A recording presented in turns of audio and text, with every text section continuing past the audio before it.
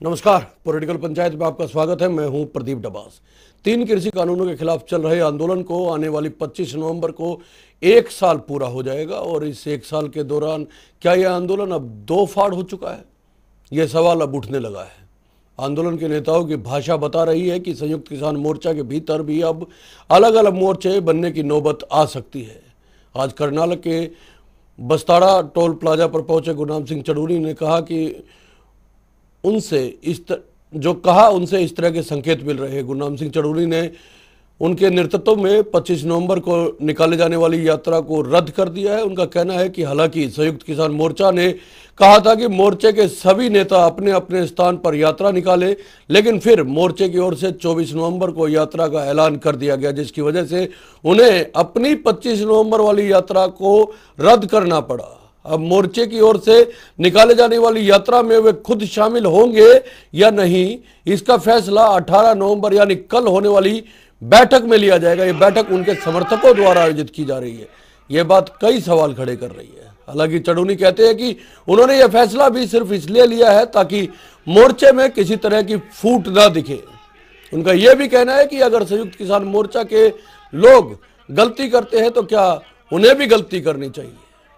ये बड़ा सवाल है। संयुक्त किसान मोर्चा को उन्होंने बताया है कि वहां कुछ लोग जो है वो गलती कर रहे हैं। चड़ूनी ने एक बयान भी काफी मायने रखता है। उन्होंने कहा कि संयुक्त किसान मोर्चा के कुछ लोग उन्हें मोर्चा से अलग करने की कोशिश कर रहे हैं।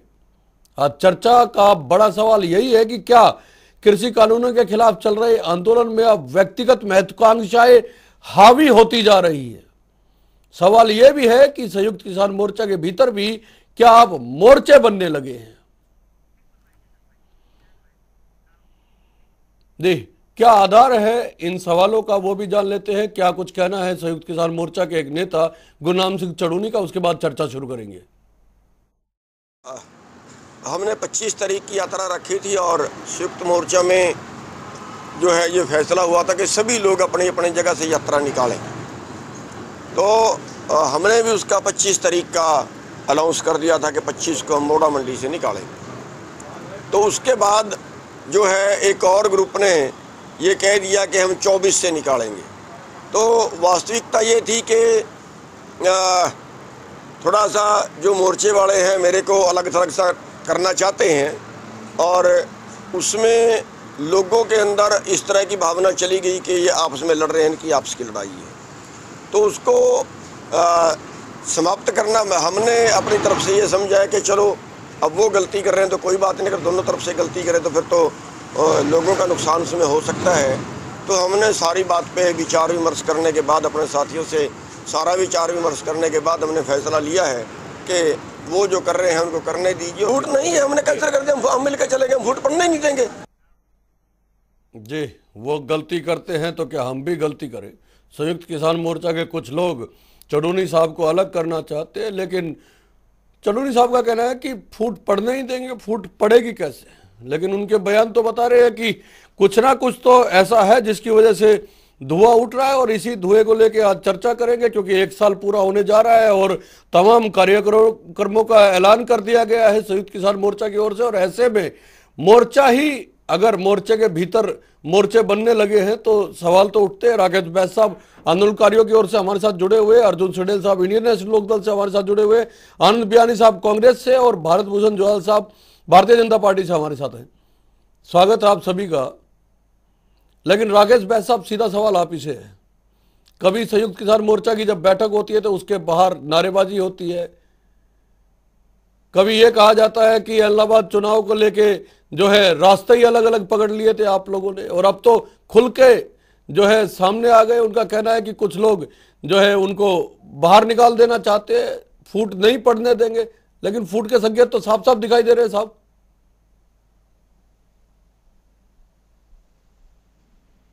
जी प्रदीप जी, हमें समझना पड़ेगा ये आंदोलन किसी का व्यक्ति का नहीं है, किसी व्यक्ति विशेष की नहीं। ये तीनों काले कानूनों है और तीनों काले कानूनों के साथ साथ एमएसपी की गारंटी के लिए आंदोलन चल रहा है। और इस आंदोलन को बचाए रखने के लिए यदि कोई भी चार्ज देना पड़े तो हम देंगे। और उसी के तहत हमने 25 की जो है तारीख की कैंसिल कर दी ताकि किसी भी प्रकार का इस मोर्चे में कहीं भी विघन ना डले। और अब जो 26 को इकट्ठा होना है वहां पे और 29 को जो हमें दिल्ली कूच करना है, हमारे 500 किसान और 32-30 ट्रालियां आ जाएंगी, वो हम लेके संसद की तरफ कूच करेंगे। जो प्रोग्राम है उसे पूरा करेंगे, इसमें भूत वाली तो कहीं बात ही नहीं है। नहीं वैसा साहब, सवाल ये है ना कि व्यक्तिगत महत्वाकांक्षाएं जो है आंदोलन में अब साफ साफ दिखाई देने लगी है। सवाल तो यही उठने लगे हैं ना, फिर आप उनको रोकने की कोशिश करते हैं या आपको रोकने की कोशिश की जाती है, या तो आप रोकने की कोशिश करते हैं या आपको रोकने की कोशिश की जाती है। ये तो कहा है उन्होंने, चढ़ूनी साहब ने भी साफ कहा है कि उन्हें रोकने की कोशिश या बाहर किए जाने की कोशिश की जा रही है। देखिए, हो सकता है कि किसी व्यक्ति के अंदर ये भावनाएं आ जाती हैं, क्योंकि जब लंबा टाइम साथ काम करते हैं तो खेत में भी जाते हैं, हम इकट्ठी चलाते हैं, 2 भाई हम चले गए सुबह और शाम तक कहीं ना कहीं तकरार हो, तो इसका मतलब ये नहीं है कि हम अलग हो गए सुबह फिर हम इकट्ठे चल देंगे, इसमें क्या बड़ी बात। और यही बात तो यहाँ है, कोई आंदोलन के प्रति कोई भावना गलत ना जाए, इसको लेके हमने किया है। और जब हमारी 29 को संसद कूच होगा तो सारे इकट्ठे चलेंगे, इसमें कहाँ गलत है। लेकिन एक सवाल यह भी उठ रहा है कि जो आंदोलन 1 साल से लगातार चल रहा था, पिछले कुछ दिनों से लगातार अगर इस तरह की बातें सामने आने लगी हैं और सरकार की ओर से तो लगातार सवाल उठाई जा रहे थे कि ये आंदोलन कुछ लोगों का आंदोलन है, कुछ महत्वाकांक्षी लोगों का आंदोलन है, तो उसको ये बल देता है इस तरह के बयानबाजियां। मुझे ये बताएं कि परिवार के अंदर 100 तरह की बातें होती हैं, कि आप मोहल्ले में चले जाएं, आप घर में चले जाएं, आप अपने घर में देख लें कि जब घर में कहीं ना कहीं ऐसी बातें हो जाती तो उसका मतलब ये थोड़ी कि भूत पड़ गई घर में, हम उसको घर को भूत थोड़ी कहेंगे कि या बातों का ऐसी बातें थोड़ी कहेंगे। आप 29 को देखना, सारे किसान नेता इकट्ठे ही दिल्ली की तरफ कूच करेंगे और सारे के सारे इकट्ठे होकर सरकार को घेराबंदी जैसे हमने साल की हुई है उसी तरह मोर्चे पे डटे हुए। जी भारत भूषण जोहल साहब, भारतीय जनता पार्टी के लिए तो फिर भी वही बात है कि आपको तो निपटना तो पड़ेगा ही। 29 को कह रहे हैं बैस साहब की सभी लोग इकट्ठे होकर जाएंगे और सरकार को झुकना पड़ेगा। ये अंदर की बात है, परिवार की बात है, भीतर की बात है, इसको ये लोग ठीक कर लेंगे। डबास जी बड़ा, एक तो बहुत बड़ा धन्यवाद आपका कि आपने इस विषय पर डिबेट रखी। और ये डिबेट मैं समझता हूँ कि हम 3-4 लोग जो पैनल पे बैठे हैं, एक राजनीतिक दलों के लोग ना होकर के, किसान आंदोलनकारी और सरकार ना होकर के, हम इस जमीनी सतह पर अध्ययन करें अगर 1 साल से इस आंदोलन का, तो आपको भी इतिहास जानते हैं, हम सब जानते हैं, इस देश में बहुत बड़े बड़े आंदोलन हुए, आजादी के आंदोलन से लेकर जयप्रकाश जी के आंदोलन से लेकर स्वयं भारतीय जनता पार्टी का किसानों के भलाई के लिए लेकर के किए गए प्रदर्शन और आंदोलनों से लेकर के हम जुड़े। तो किसी भी आंदोलन को सफल बनाने के लिए सबसे पहला होता है कि साझा लक्ष्य होता है उस आंदोलन का, एक साझा विचार होता है उस आंदोलन का, और उसके बाद उसका एक परिणाम निकलता है और उसका एक फल निकलता है। अगर नेता, नियत और नीति सही है तो परिणीति जो है वो फलदायक होती है। लेकिन इसमें मैं कहता हूं और दावे से कहता हूं, आज परिणाम सामने दिखने भी लगा है, एक दुखद अंत तक ये आंदोलन पहुंचने वाला है, पहुंच गया है कि ना तो इसमें कोई नेतृत्व रहा। नेतृत्व कैसे मिला? उदाहरण के तौर पे योगेंद्र यादव, राकेश टिकैत, गुरनाम सिंह चढ़ूनी, 3 लोग थे प्रमुखता से जो इसका नेतृत्व कर रहे थे। अब तीनों का हश्र देखिए। योगेंद्र यादव को इस बात से मोर्चे से बाहर निकाल दिया गया कि जो लखीमपुर में हुआ था, भारतीय जनता पार्टी के कार्यकर्ता को पीट कर मार डाला गया, उसके घर वो सांत्वना प्रकट करने के लिए एक मानवता के आधार पे तो उसको बाहर कर दिया। राकेश टिकैत को, क्योंकि जिस प्रकार से आप देखेंगे कि जाट आंदोलन के समय उत्तर प्रदेश से मलिक साहब आए, पूरे प्रदेश को जलाने का काम उन्होंने किया, अंत में यहाँ इंजाम लगे कि पैसा लेकर के भागे। राकेश टिकैत जी की पोजीशन भी हुई है, अपने प्रदेश में तो उनको कोई पूछता नहीं, हरियाणा में उन्होंने सोचा मैं जाट नेता बन के दिखाऊंगा, किसान नेता बन के दिखाऊंगा। 5 एकड़ जमीन का बंदा आज 500 एकड़ का मालिक बन गया। किसान लोगों को समझ नहीं आता था, आ गया यार ये आदमी हमारे नाम की राजनीति करके सरकारों के साथ, मिलों के साथ, फैक्ट्रियों के साथ जहां भी आंदोलन रख होता है ऐसा लेकर। लेकिन जुवाल साहब देखिए, एक सार्थक चर्चा है ये, इसमें हम मैं निवेदन कर रहा हूं, मुझे 2 लाइन बोलने दीजिए। बोलिए बोलने दीजिए, मेरी बात को एस्टैब्लिश करने दीजिए। और इसी के साथ गुरनाम सिंह चढ़ूनी जी का बयान तो सबके सामने आया, पंजाब में 117 सीटों पर चुनाव लड़ूंगा, राजनीतिक दल बनाऊंगा। वास्तव में ये राजनीतिक आंदोलन अगर है, राजनीतिक तरीके से इसका हल निकलना है, ये हम सब भी मानते हैं। तो राजनीतिक लोकतंत्र में, राजनीति में बैठ करके, चाहे वो आपसी विपक्षी दल सब मिलकर के, सरकार मिलकर बैठे, चाहे आंदोलनकारी नेता मिलकर के बैठे, संवाद के नाते रास्ता निकलता है, संवाद के रास्ते परिणाम निकलता है। लेकिन इसमें कर रही है कि एक लक्ष्य नहीं रहा। आंदोलन के जो 3 बिंदु थे कि सरकार के बनाए गए कृषि कानून पर एक मशक्का थी, एक मंशा वो जाहिर कर रहे थे कि इसमें शक है, वो आधार छूट गया और एक लक्ष्य कर दिया, कानून रद्द हो। अरे किसानों के लिए देश में काम चाहिए, ये 3 दशक पुरानी बात है। और भारतीय जनता पार्टी ने स्वयं आंदोलन किया कि स्वामीनाथन आयोग की रिपोर्ट को लागू करना। अच्छा ठीक है, आप ये कह रहे हैं कि बातचीत के जरिए रास्ते निकलेंगे, समस्या का हल होता है और होना भी चाहिए बातचीत के जरिए, उसके अलावा कोई रास्ता है भी नहीं। लेकिन भारत भूषण जुएल साहब, इस आंदोलन से निपटने के लिए जिस तरह से बैस साहब ने कहा कि लंबा आंदोलन चला है तो इस तरह की चीजें कई बार सामने आती है, तो भारतीय जनता पार्टी की सरकार ने ये मान लिया कि जैसा है उसके उस हाल पे छोड़ दिया जाए। आप कुछ नेताओं का नाम लेते हैं, आप अलग अलग नेताओं का नाम लेते हैं, आपकी बात ठीक है, हो सकता है उनकी व्यक्तिगत महत्वाकांक्षाएं हो, लेकिन जो नेता मंच पे बैठते हैं उनके सामने जो हजारों हजार लोग सड़क पे इस आंदोलन के दौरान 1 साल से बैठे हुए हैं, वो भी तो इसी देश के नागरिक होंगे। आपने उनको उनके हाल पे छोड़ दिया। आपको लगा कि अगर ये लोग आपकी बात नहीं मान रहे तो इनके हाल पे छोड़िए, धीरे धीरे या तो अपने घर लौट जाएंगे या फिर ये आपस में लड़के ये आंदोलन खत्म कर देंगे। यही एक नीति रही। इसी की वजह से 22 जनवरी के बाद से लेके और आज हम नवंबर के महीने के बीच में आ चुके हैं और बातचीत का सिलसिला शुरू नहीं हुआ है। आप कहते हैं बातचीत से रास्ता निकलता है। सुभाष जी, बहुत अच्छा प्रश्न है, सरकार से करना निश्चित रूप से सरकार की जवाबदेही है इस बात का उत्तर देना। लेकिन मैं आपको यही मैं कह रहा था कि इस आंदोलन का जो एजेंडा था वो आज तक एजेंडा कहीं पर भी नहीं आया। आज भी देखो लाखों करोड़ों किसान हैं इस देश में, पूरे देश के किसानी को लेकर के जाए तो केंद्र बिंदु हरियाणा बना और पंजाब के अधिकतर लोग इस आंदोलन में सम्मिलित हुए। मैं उदाहरण देना चाह रहा हूं कि जिस प्रकार की अराजकता, जिस प्रकार की हिंसा और जिस प्रकार के, देखिए आप कहते हैं कि 700 लगभग लोग शहीद हुए, किसान शहीद हुए। अरे वो किस कारण से हुए? आपने उनको सर्दी में कैंप में, बरसातों में कैंप में, गर्मियों में कैंप में लाकर रखा कर, स्वास्थ्य व्यवस्था नहीं दी, कुछ भी व्यवस्था है, शराब, नशा, हिंसा, बलात्कार, कत्ल तक वहां पर हो गए। जिम्मेदार कौन? ये 3 लोग जिम्मेदारी ले, ये 3 लोग जिम्मेदारी ले। पहले तो हमारे कारण ये हुआ और इन तीनों में से एक भी व्यक्ति या तीनों मिलकर आज भी जिम्मेदारी ले कि हमारा एजेंडा ये है, हम सरकार से ये मांग करते हैं, आपने ये कानून बनाए, इसमें ये कमी है, इसको ऐसा ठीक करिए। आपने ये कानून बनाया, इसमें ये कमी है, इसको ऐसा ठीक करिए। बीच में मत बोलिए, या आपसे बोलने के लिए निकाल। राकेश जी मैं माफी चाहूंगा। मैं इन सवालों का जवाब राकेश जी आप ही से लूंगा, आपसे लूंगा इन सवालों का जवाब। राकेश जी आऊंगा आपके पास। आज भी मैं कह रहा हूं, आज भी नवाज जी कोई नेत्री, कोई राजनीतिक दल आकर के ये कहे कि हम टेबल पर बैठते हैं और एजेंडा ये है, कमी कानूनों में ये है, उस कमी को दूर करना है, बताइए क्या है? बिल्कुल एजेंडा रहित, लक्ष्य रहित ये हुआ है। आनंद बियानी साहब, एजेंडा रहित और लक्ष्य रहित आंदोलन बताया जा रहा है और ऐसे आंदोलन को कांग्रेस सपोर्ट कर रही है, आप लोग सपोर्ट कर रहे हैं। अलग अलग एजेंडा है, अलग अलग एजेंडा था, इसलिए ये हुआ है।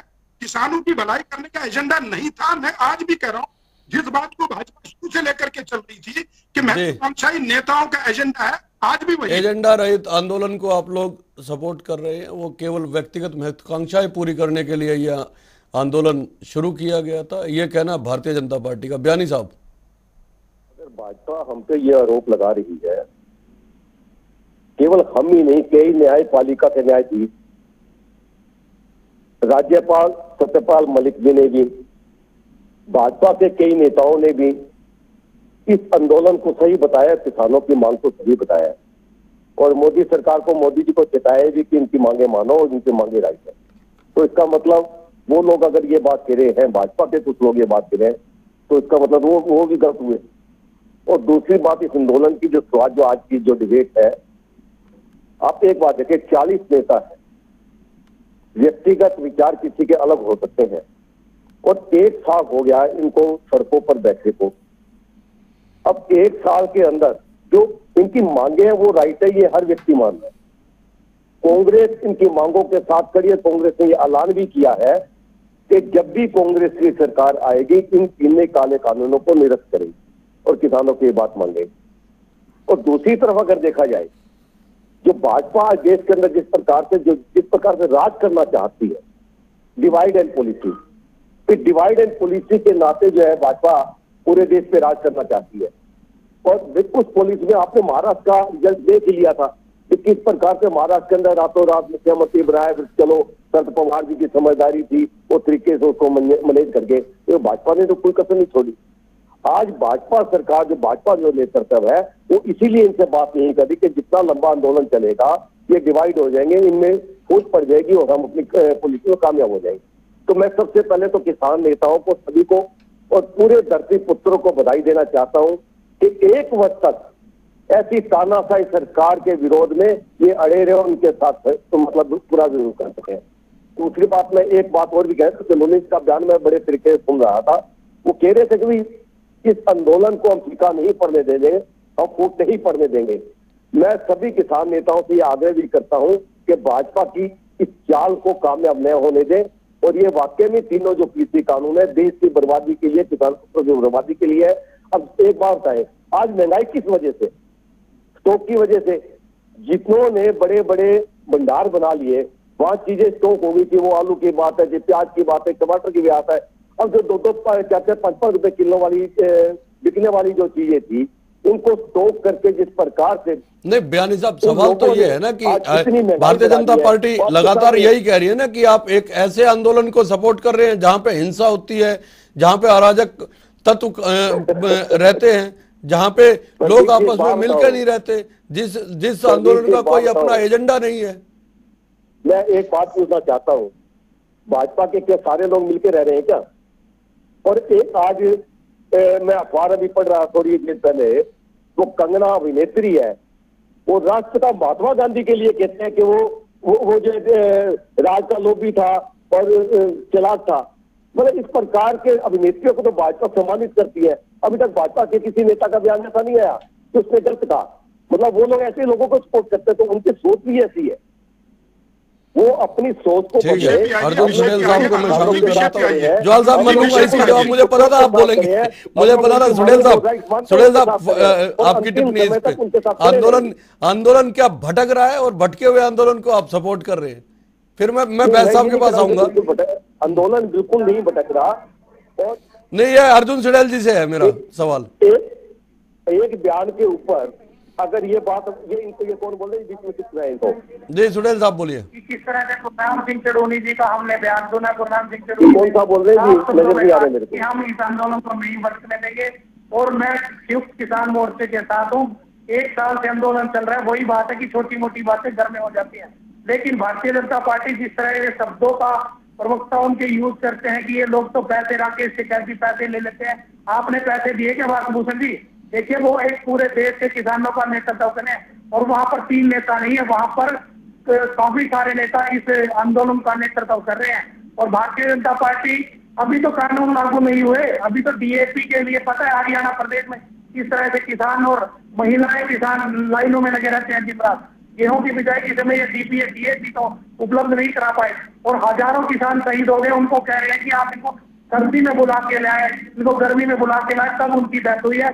लेकिन अगर भारतीय जनता पार्टी चाहती तो ये आंदोलन ना होता। अगर ये आंदोलन ना होता, किसानों को कोई शौक नहीं है कि वो घर पर, कि वो सड़कों पर गर्मी में सर्दी में वहां कर बैठे। किसान के भी अपने बच्चे हैं, किसान भी अपने घर जाना चाहता है। क्या 1 साल में भारतीय जनता पार्टी ने कभी ये सोचा है कि इसका कोई समाधान निकाला जाए?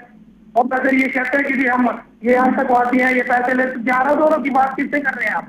क्यों बात कर रहे थे, किससे बात कर रहे थे? किसान आंदोलन आज पूरी तरह से सफल है।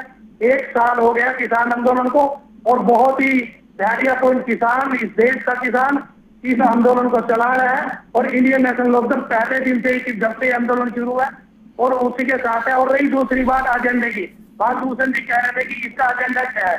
इसका मेन एजेंडा पहले दिन से भूषण जी किसानों ने आप लोगों को बता दिया था कि ये 3 काले कानून रद्द हो और एमएसपी पर गारंटी का कानून बने। इसका ये एजेंडा पहले दिन से ही एक ही एजेंडा रहा है, चाहे वो किसान कोई सी जथेबंदी रही हो, कोई किसान यूनियन रही हो, सबका मिलकर एक ही एजेंडा बता दिया अर्जुन सुड़ेल साहब ने। लेकिन राकेश बैस साहब, सवाल ये है कि 25 नवंबर 2020 को जब आप चले थे दिल्ली के लिए कि दिल्ली से ये आप काले कानून आप लोगों ने बताया था इनको, और इनमें आप उस समय जो एजेंडा था आपका सरकार से, इनमें जो जो चीज़ें आपको ठीक नहीं लग रही थी उनको सुधरवाने के लिए आप निकले थे। और 26 तारीख को आपने जब दिल्ली की सीमाओं पर पहुंचे तो सरकार की ओर से बैरिकेड्स लगा दिए और आपने वहीं पे मोर्चा जमा लिया। लगातार आप वहां बैठे रहे। उसके बाद सिलसिला ये शुरू हुआ कि आपको जाना था दिल्ली, और दिल्ली में आपको सरकार से बातचीत करनी थी। आपने पहले संशोधनों की बात की और उसके बाद जो है कानूनों को वापस लेने की बात आपकी आई। उसके बाद 26 जनवरी लोगों ने देखा। उसके बाद अलग अलग नेताओं के समय समय पर अलग अलग बयान आते रहे। फिर आपका पंचायतों का सिलसिला शुरू हुआ। आपको दिल्ली जाना था लेकिन आप पंचायतें करने लगे, वापस हरियाणा में या वापस उत्तर प्रदेश में आप लोग जाने लगे। उसके बाद जो है नेताओं के विरोध का सिलसिला शुरू हो गया। आपकी लड़ाई 3 कृषि कानूनों को लेकर जहां कानून बने हैं उनसे थी, या आप वापस जब हरियाणा में घुसने लग गए तो कहीं ऐसा नहीं लगा कि ये आंदोलन अपने मुख्य मकसद से भटक रहा है? आपको दिल्ली जाना था और आप जहां से चले थे वापस उन्हीं जगह पे पहुंचने लग गए। उसके बाद लोगों का भरोसा तो उठेगा।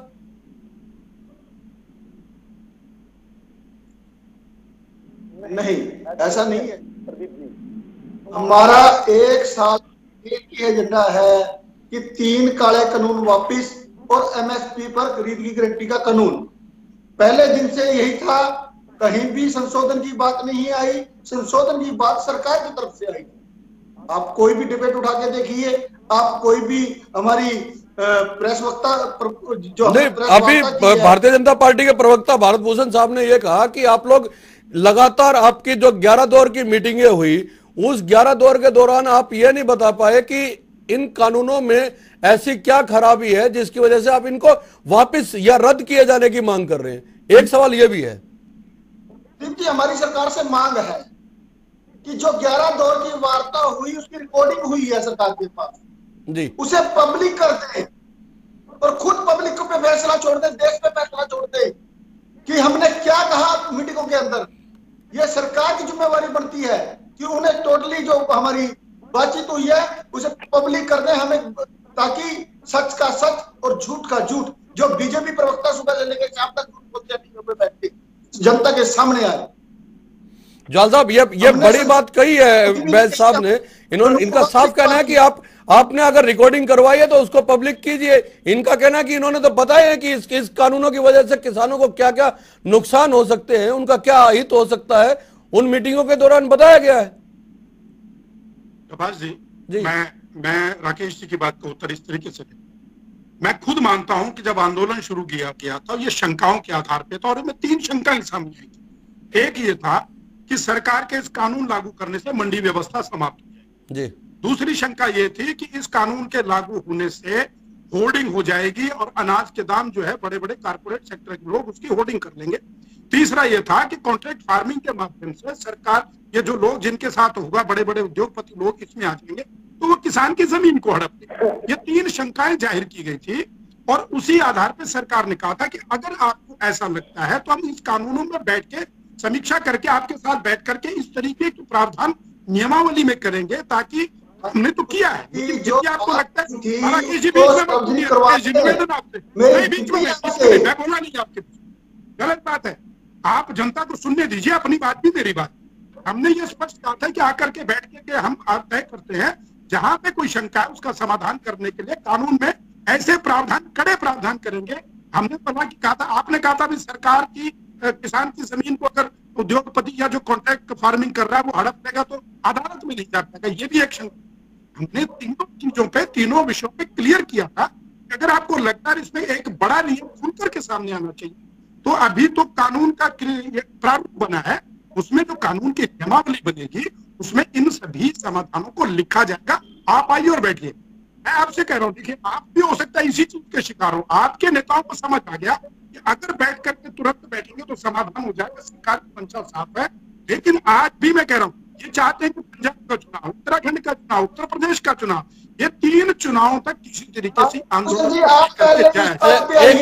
एक सरल सा सवाल और है, मैं उसके बाद बैस साहब आप ही के पास आऊंगा। एक सरल सा सवाल और है, उसका जवाब और ले लेते हैं। उसके बाद एक मांग जो आंदोलनकारियों की ओर से, जय साहब, भारत भूषण जी एक जवाब और दे दीजिए। मैं हर चर्चा में यह सवाल करता हूं, किसानों का या आंदोलनकारियों का एक बड़ी मांग यह है कि एमएसपी पे कानून बना दिया जाए।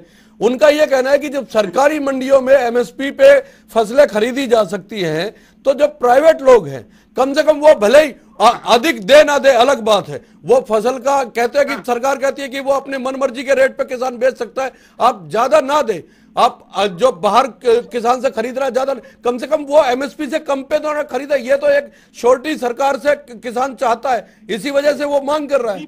इस पे कानून बनाने में क्या दिक्कत है? बड़ा अच्छा प्रश्न है जी, बड़ा अच्छा प्रश्न है। और तीनों जो मित्र बैठे वो भी सुने, प्रदेश की जनता भी। एमएसपी सरकार ने लागू किया है, पहले तो धान और गेहूं पर है, लेकिन हरियाणा प्रदेश सरकार ने और भी 11 फसलों पे एमएसपी किया है कि हम जो सरकार के पास या सरकार की मंडी में किसान इन जीन्स को बेचने आएगा, इस रेट पर हम उसकी खरीद करेंगे। लेकिन अगर आपको, ये कंडीशन तो नहीं है, फोर्सिबली तो किसी किसान को नहीं कहा जा रहा कि आपको प्राइवेट मंडी में बाहर, मंडी से बाहर जाके बेचना है। अगर आपको 2 पैसे 4 पैसे दाम अधिक मिलता है तो आपको हम उस मंडी प्रबंधन से जो है आजाद करते हैं कि आप बाहर जाकर बेच सकते हैं, आपका कानूनी तलवार नहीं है। चर्चा के आखिरी दौर में मैं बयानी साहब और सुडेल साहब से एक कमेंट लूंगा, लेकिन उससे पहले बैस साहब आपका एक कमेंट। जब सरकार ये कहती है कि आप मंडी में बेचे चाहे बाहर बेचे, एक बात, आप कॉन्ट्रैक्ट करे चाहे ना करे दूसरी बात, यह भी किसान की मर्जी पे है, ठीक है। तो इसमें जमीन खत्म हो जाने, चले जाने का सवाल का है, संशय कैसे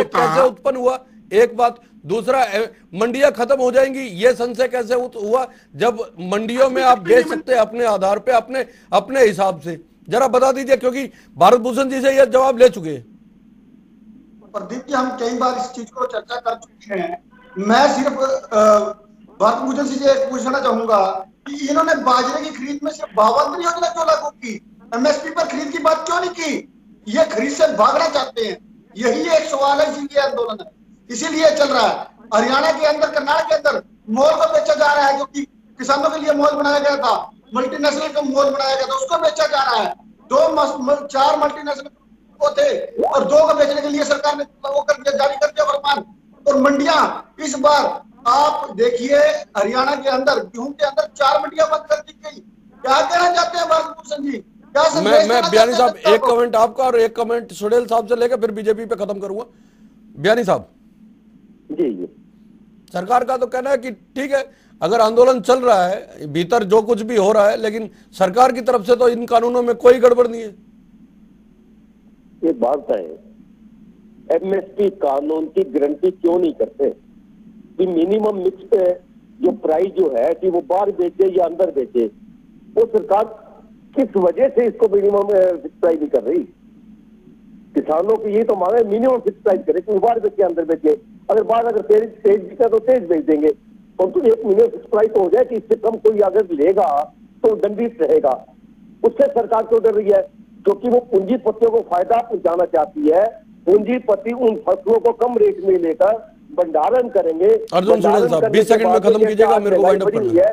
महंगी चीजें बेचेंगे, चीजों का भूषण जी ने कहा कि एमएसपी पर सरकारी मंडियों में खरीद होती है। आपको लिखा हुआ है 1121 रुपए बाजरा बिका है हरियाणा की सरकारी मंडियों में। ये जवाब साहब अच्छे से देख लें, मैं आपको व्हाट्सएप भी कर दूंगा। और ये एमएसपी की बात करते, प्राइवेट में कौन एमएसपी देगा, कहाँ मिलेगा?